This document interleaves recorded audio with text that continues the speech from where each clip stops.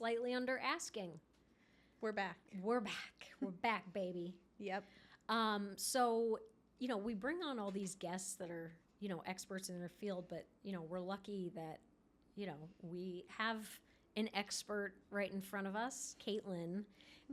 Some of you might not know, but Caitlin is like killing it on YouTube. Thank you. Absolute killer. How many subscribers do you have on your YouTube channel now? Just over 11,000. Yeah. And YouTube is its own beast. Yeah. I kind of feel like with Instagram and, it's so easy. It's easy to follow people anywhere, but, you're on there, you hit follow because maybe you saw a post or two. I feel like when you get a subscriber on YouTube, and correct me if I'm wrong, it's because someone is one long form content, people have made the commitment to watch for longer than 30 seconds on Instagram. Right. People are watching a 10, 15, 20-minute video. Right. So to get a subscriber, that means they are absolutely coming back to watch the next one. Yeah. So I think to get a following like that on YouTube really speaks to the content. You know what I mean? You're not doing a TikTok dance. You are talking about your field. Yeah. Right? Yeah. So one, kudos. Thank you. Bravo. Thank you. Yeah, it's a commitment. Those subscribers are commitments. It is. You might get one video where, maybe you get like a crazy reach on it, but I'll do these really fancy curated listing videos when it's like 12 views. I'm like, oh my God. It's the worst feeling. It's the worst. Mm-hmm. So tell us a little bit about how you found your flow with YouTube. You made the commitment to lean in on YouTube, right? Mm-hmm. You probably tried a bunch of things. Yep. So Caitlin is like queen of the market update.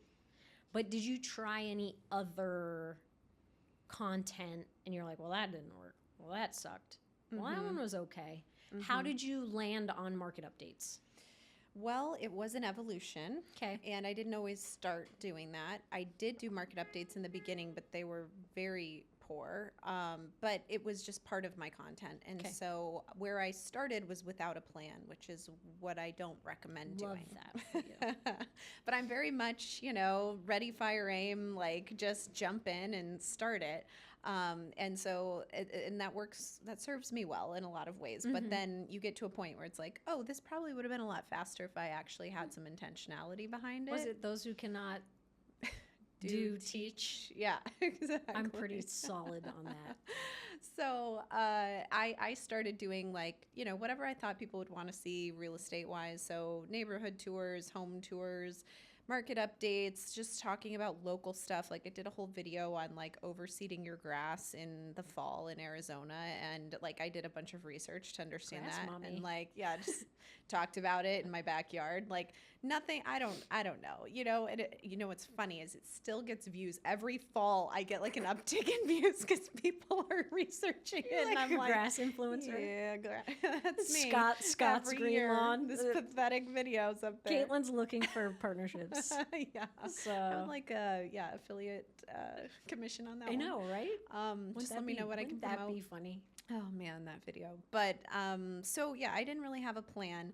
But what I have found over time with trial and error and learning from others, both inside and outside the real estate industry, which I find to be super important with YouTube, is there is one way that we teach it in real estate, but there is a lot more in the bigger picture that you can learn from people on YouTube who are in other industries too.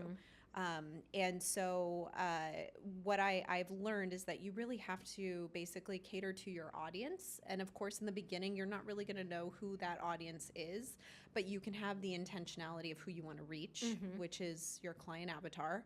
Just like you talked about with geofarming, that's something you want to identify and know who you're reaching out to before you start. And then the way my channel evolved is that I found that my client avatar really wanted to hear my market updates and didn't really give a shit about anything else. And I knew that because they didn't care about overseeding their yard. They didn't care. Oh my God, I know. You sure but you want to work with these people? I know sounds sick. But I made all this effort to go, tour neighborhoods and homes and show off areas of the valley and do all this editing. And every week it was like, yeah, I got some views. But that market update where I sat in my backyard and just literally talked freely about the market. Give like the people no script. what they want. Yeah, those would always do better. And I was like, well, shit, maybe I should start doing a little bit more of this. Yeah. And so it wasn't until, because I've been doing YouTube for 6 years, it wasn't until last year that I finally stopped doing all other kinds of videos and only did market updates. But I've seen such an acceleration in my channel over the last year. And it's truly because I aligned with my audience and gave the people what they want. I love it. I gained 1,000 subscribers last month. In 1 month, in under 30 days, I got 1,000 subscribers, which has never happened before. They yearn for the data. They want the data. And they think I'm so data driven. And that's what I find really funny, because you're not like, I would never look at you and be like, oh, she's like a high C, super analytical, like stat person. Nope, not at all. And I mean, I do like data. I think it's important. Who doesn't? I think it's important. It helps me. I hate getting a question that I can't answer. Yeah. And I think naturally I'm actually a little bit more of like an, I don't know, like a feel person, an emotional person, an intuitive person. That doesn't work really well when people are asking you like, should we put in an offer at this price because what if the market goes down? I can't be like, I feel like it'll be okay, right? Yeah. So that has driven me to be like, well, what stats can I give them to give them comfort in their decision, right? Yep. And so, and I think But more importantly, how do you articulate that? Right. You know what I mean? Mm-hmm. And so it's kind of that, having to do that is what got me interested in learning what's going on in our market. And honestly, not to like shake my finger at everyone, but everyone in our industry should know this stuff, right? Oh, like, totally. We should be looking at this weekly. I know it sounds like what could change in a week? Well, a lot changes in a week. Yeah. And I think it's so important to know actually what's going on so that you can better serve your clients and be knowledgeable. So it's kind of like one thing I was doing anyway. Yeah. And then it's like, well, let's just put it together in a video. Do you find the viewers of your market updates, they themselves are more data-driven C-type engineers, or do you think that you are essentially, because you can speak so fluently to what is going on, you're getting people who trust that you know what you're doing? Is it one or the other, or is it a mix, or you know what I mean? Like, it's both. Probably, yeah. I mean, that's probably hard to answer, but I would think that one kind of leads to the other, because when you speak so naturally, I mean, I've watched your videos, you speak so naturally, and it just, you absolutely know you look like a pro, you are a pro, but it also conveys to the viewers that way. Right. So do you think that it is solely speaking to the, really analytical people, or do you think it just gives people a sense of like, whew, like I'm dealing with someone who knows what they're talking about? It's both. I get the really analytical people, and those are difficult because that's not my nature. Yeah. And those get frustrating too because they really like make a mountain out of a molehill on every single piece of the process. And they're also the people who think that they have more information and knowledge than I do, and a real estate license isn't hard to get, and like they try to run the show. So unfortunately, that brings that type of client. However, I do get the people that just blindly trust as well, and that's what's really nice. Is like people are like, "You're the expert. You tell me." And there's nothing else that needs best to. Clients too. That just release. Because I find it hard to work with really analytical people because there is a very, I don't want to say like, and I don't want to be like hokey, but there is a very heart and real estate is so personal. It's not like a stock that you can just you know, you can buy and sell houses, of course, but like people have also raised their kids in this home, and you know, people are getting divorced, people are downsizing, empty nest, you know what I mean? And there's such an emotional tie to real estate that you don't have to your Apple stock, you know? So analytical people can be very difficult to help navigate, right? You know? So continue. I think I was just saying it's both. Yeah. So, and the blind, like, trusting clients are the best. And I have a lot of credibility. So when someone does reach out, it's not hard for me to get them to sign a buyer broker or an ER. It's because they already, I've proven myself to them, right? It's not really a sale at that point. I've already done the selling part, and now it's just like, let's get started. Yep. So that's what's nice about it. So I think my next question is, somebody wants to, you know, start a YouTube channel or maybe grow their subscriber count, right? I'm a good example, because when I met Caitlin, I was like, she is killing it. I'm going to do a market update. My market update was so sad. I'm sure it was fine. You're sweet. But like, it sounds... please take this for how I mean it. Sounds easy. Everything sounds easy. Sure. Right? Yeah. Like, I'm just going to I'm going to, you know, study this week's Cromford. So what is the secret sauce of like what you do and what you teach? Because Caitlin has a YouTube mastery course. But like, what do you teach? Because you're not just teaching people market updates. No. You're teaching people to find their own path and how to lean in on it and how to you know, grow it. So like, give a very you know, dialed in version of that. Yeah, and that's one thing that I do want to come up with is like how to do a killer market update. I think a lot of people would like that, but that's not everyone's bag. And like, I get it. Like, a lot of people avoid market updates, and if you don't do them right, they suck. Like, they're a snooze they fall fest. flat. Yeah, no one likes that stuff. So I don't push that on anyone unless like that's your jam. But yes, that's really, if you are starting a channel, it's got to be about who is your client avatar. That's like the first thing you got to figure out. And then what type of content do they want to see? Like, how are you answering the questions that they have on their mind?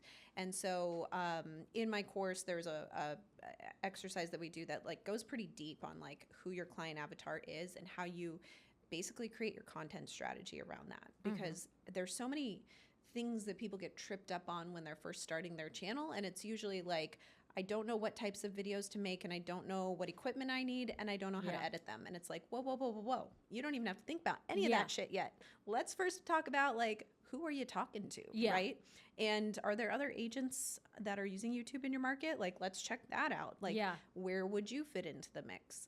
So, there's a lot of like foundational prep work that I highly recommend that you do before you're just filming videos. Again, this is from my experience, someone who just jumped in, and like, yes, I have seen success, but like, could I have been here 3 years earlier had I just done it more strategically? Most likely, right? I wasted a lot of time. Yeah. So that's why I teach what I do is like build the right foundation, know who you're talking to, create a content strategy that speaks to them, and then it's so much easier for you to know what types of videos you want to do because now you know exactly like what you're trying to communicate. Yeah. Otherwise, you're just like, I'll do this, I'll do that, and some lands, some doesn't, and then you get frustrated. Well, and I think that's why people who make investments in their business, rather than spending money on like buying leads and all that, maybe you should just like hit pause, take a few classes or courses with people you identify with, and you will get where you're trying to be so much faster. You know what I mean? Right. Yes. Like you literally are giving people like the shortcut. I mean, because this blew my mind. Tell me how many leads you got last month. I would have to count to tell you an exact number, but I averaged 20 a week. 20 leads a week. Zillow's not giving you that. No. Like if you wanted, so 21st, if you wanted 80 hot and ready, hyper local leads per week from Zillow, you would be paying Oh, 15, 20. I mean, I don't even somebody can comment. yeah. and- It's I a lot. mean, how many listings are you carrying right now? I think I have 10, 8 to 10, somewhere in there. Yeah. 6 to 10. I don't know. We had a few close last week. Yeah. Yay.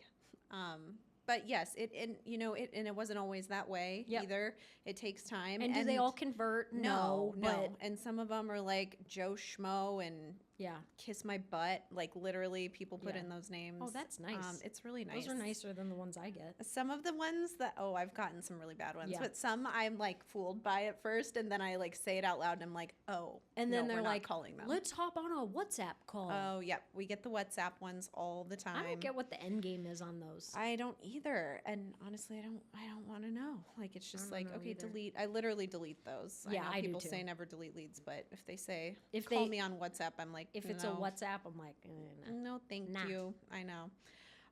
So a lot of shit in that mix of 20 leads a week sometimes, but I hit a record a couple weeks ago. I got 50 leads in a week. And the way that my channel is different is like I am doing these weekly updates. And so the downside to that is I don't have evergreen content. Mm-hmm. The video that I post that week gets a good run for 7 days and then doesn't get a lot of views after that. Yeah. And it dies off because that content is no longer relevant. So I really have to cash in on all of those views and get leads off of every video. Because I don't have this like Yeah. continuous stream. Now, if you build an evergreen channel, then you always have videos that are getting views, Yeah. talking about the community, homes in the area, whatever it is. Home tours are always sexy. Home tours, yeah, stuff People like love that. that. People still watching them, and you can continuously get leads from all of those videos. So for me, that's why I kind of track leads on a weekly basis because it's by performance of that video most of the time. And so the 50 leads that we got that week was amazing. And I think we maybe set 5 appointments. I should know these numbers. Again, these are things where I'm like, let's go. And I don't always like check the data. Yeah. But If you were at your computer, though, you yeah. would have access to it and you would know it. You'd know how to interpret it. You Yes. know? Yeah, exactly. So I think we set about 5 appointments, and I want to say we had probably 3 or 4 of those clients sign. So, I mean, I'll take it in a week's time frame, right? Like that's amazing. But out of, when you look at 50 leads, obviously there's there's trash in there. There's also nurture in there. And so that's the big thing is like a lot of this is a nurture game. And many of these clients that I've had like actually convert, like I have a listing right now. I started talking to this guy back last summer. Yeah. So I just had a closing. I started talking to her, I want to say early fall. Yeah. So, but then you get the calls that are like, can you meet this week? I want to list my house tomorrow. So you get a little bit of both. Yeah. Okay, so people are watching the video. How do you like they drop a comment? Is it you following up with them or like how like you said 20 leads, 50 leads. How do you get them? How do you connect with them? Yeah. Like on YouTube? Because I know on Instagram we can do the ManyChat thing and all of that. What's the YouTube? That's what's trickier about YouTube is you can't communicate with these there's people. no DM, There's right? no DM. There's no like profile. If they have like their own channel, you can see it, but you can't communicate with them. Yeah. When I first started, I was like, there's got to be a way to like talk to these has people. to be a better way. There's not. The way that you like, obviously calls, texts, emails that people send to me, because my contact information is there and I'm always doing a call to action, of some sort to tell the viewer what to do. And that's what I've found is really important is just tell them what you want them to do and they actually do it if they're interested, right? But the biggest change that I saw was when I incorporated lead magnets onto my videos. And those are absolutely critical, in my opinion. If you're waiting for calls, texts, and emails, you will get some business, but you're not going to get the extent of what you could. Yep. And a lead magnet is basically giving something away for free to these people in exchange for their contact information. So statistics or access to the MLS or a instant home value. We all have those usually on our website that we can add that link, right? And so every time someone's clicking on any of my lead magnets, They get dropped into my CRM with their contact information, and then I follow up with them, or my ISA follows up with them, or they're getting automated texts or drip emails from my email system or my CRM, or all of the above. Yeah. And so it's the automations and the help of an ISA is huge there. So you hired an ISA. I know. I did. Yes. How's yes. that going? It's going good. We're on day 3. So Dang. Okay, so best performing lead magnets, best performing like consistently. lead magnets. Yeah. So I would say for a while my relocation guide was really great when Okay. I was and the what I always share is like your lead magnets need to be associated with the content of your video. Okay. So we're not talking about get your instant home value if you're doing a tour of new construction. Yep. Those two do not make sense together. And you always want to make sure you're calling out your lead magnet in the video as Okay. well. So my relocation guide did really well with that type of like relocation buyer content for a while. Mhm. Today, since I do mostly market updates, all of my lead magnets are statistics based of Okay. if you want the days on market in your neighborhood, if you want your instant home value, those kinds of things. The one that performs the best for me right now is a list of assumable loans, homes with assumable mortgages. Really? Yeah, because rates are so high. Rates are high and people love assumable mortgages. Like they love the idea of it. And although love they are that. hard to find, that's like, I'm giving you guys my biggest, best secret ever right now that like that is the hottest ticket lead magnet you can put out there on anything right now. Which is so funny because, I mean, I've sold hundreds of homes. Mm-hmm. I've never done an assumable. Yeah. Have you? We've done two since I started talking about this 6 months ago. Yeah. And That's wild. and like all the buyer clients we're working with, they came in because they wanted an assumable loan. But, well, we can't find it. I'll just get traditional or conventional. Yep. And most of the time, I've had a few people that are like, we are only buying assumable. It's the only way we're doing it. And, you know, it's taking longer with them. But I've had Yeah. a number of buyers that we've worked with that came in because that was the intention. But they're like, we'll just get a conventional Yeah, it loan. doesn't play out. Mhm. So a lot of VA buyers, a lot of FHA buyers. You don't have to be VA to Oh, assume. that's true. And you don't have to be FHA to assume FHA either. So you obviously would be assuming the FHA. Yeah. But But you don't have to be yeah. an FHA buyer. Yeah. The more you know.